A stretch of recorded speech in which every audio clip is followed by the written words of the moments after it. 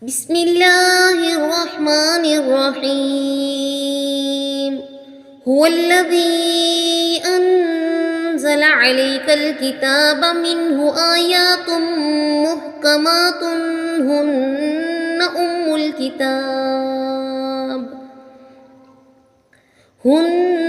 أم الكتاب وأخر متشابهات،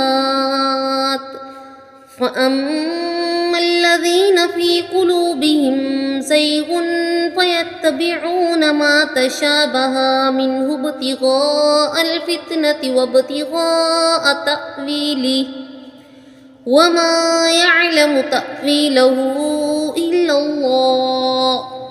والراسخون في العلم يقولون آمنا به كل من عند ربنا